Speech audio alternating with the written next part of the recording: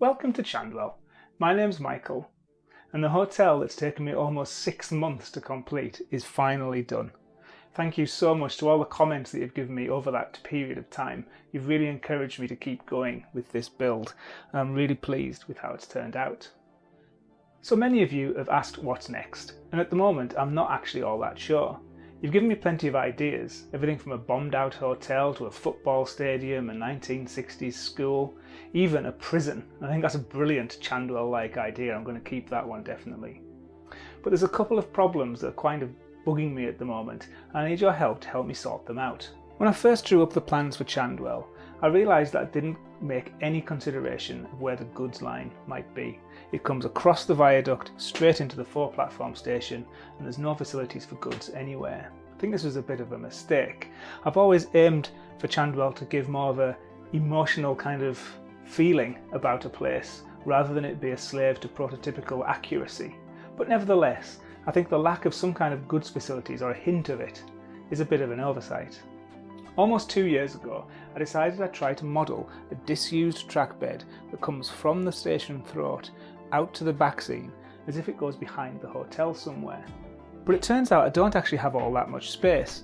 There's very little space between this track and the back scene, and the angle that it comes off is so shallow that I'd be left with a really large gap. That would be a gap in the back scene and also a really difficult transition from track bed to back scene. My original plan was to have a wedge-shaped building coming from behind the hotel and then returning alongside the track. I was thinking a disused warehouse, no roof, holes in the floors, covered in graffiti inside and out, very depressing, very Chandwell, a really nice contrast to the beautiful hotel next door. The space I've actually ended up with is too unusual, too narrow. I don't think I'd be able to get anything believable in this little narrow space. So is this going to be too hard? Do I need to find a different approach? I have had another idea. I have this small stub of track at the end of platform 4 and the loco release line. I wonder if I could build a second disused viaduct leaving at this point and running alongside the back scene.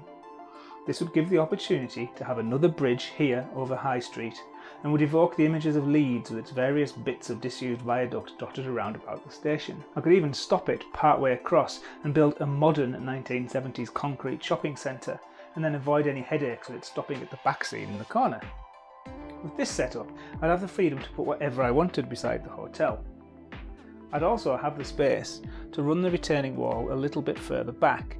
That would allow me to give the impression of further disused tracks here, which would have been an old head shunt.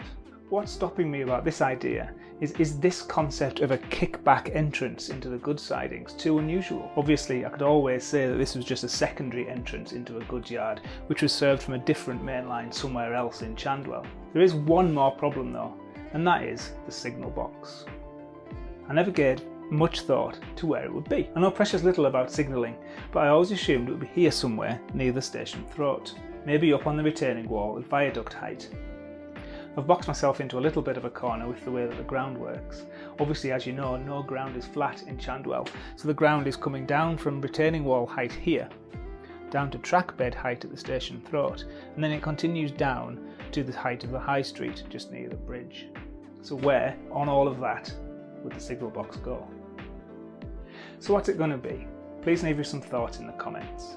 I'm leaning towards having the disused viaduct disappearing off into the corner somewhere. If it runs alongside the back scene, I only really need to model 10mm or so of it. And it would also lead to some really interesting opportunities to use mirrors on the insides of the arches to really enhance the scene and the sense of depth. Another advantage of this is I can put whatever I fancy beside the hotel. There are hundreds of buildings in Bradford which have inspired me, and I've always wanted one point to have on Chandwell somewhere. Really though, I'm taking the moment with the simplicity of the back of a Methodist chapel, perhaps. Something to contrast the opulence and the elegance of the hotel next door. But I'm also taken by the majestic. There's an absolutely beautiful bright red brick building in the city centre of Bradford, just near where the real hotel is. That caught my imagination last time I was there. And we also have the beautiful town hall, the Alhambra Theatre, all of these beautiful buildings in Little Germany. Maybe that's too much to take on at this moment next to the hotel. I don't want to completely overpower it with another ornate building. So I think I'm leaning towards the simplicity. Methodist Chapel is the top of my list at the moment, I think. I'm avoiding the brutalist concrete look at the moment. I've got plans for something like that elsewhere in the layout. I need to keep it in keeping with the stone of the hotel for this part of the layout, I think. But then I thought about the last time I travelled through Doncaster. I've often looked at the works that are behind the station, and that covered walkway that comes out of the works goes across the entire station and then out the other side. Something like that in Chandwell would be interesting. A walkway coming out of a building and then joining up down here, down some dirty, grotty Chandwell-like steps onto Station Alley. That might look good, but what kind of building would a walkway like that go into? Railway works perhaps? Goods facilities? That brings us back to the initial problem. So I'm not sure about that as well, so that's mulling over in my mind. What do you think that would work like? So what am I going to do? Am I going to have the line going down here like I originally planned? Am I going to have it heading off into the corner? Am I going to get rid of it altogether? Where would the signal box go? How big would it be? All of these decisions need to be answered before I decide what to build next, because what I build next is going to be right next to the track, if I do decide to make it go that way. I'd like to say a brief welcome to Mark Hayes, who has joined my channel as a Chandwell business owner. Joining my channel gives you the ability to support the videos that I make, whilst also getting access to little perks. As a Chandwell business owner, Mark gets access to my videos 48 hours early. If you're interested in memberships and you'd like to learn more about them, there's a link in the description of this video. Thank you, Mark. So there's a new Inkscape video next week. I'm going to show you how I made the ghost signs that are on the sides of some of the buildings in Chandwell. If you can't wait for that, you might be interested in this video that I made last year, which is when I was making the iron arched bridge over above the Chanda there, one of my favourite structures on the layout still. So until next time, thank you for watching, stay safe, and I'll see you then.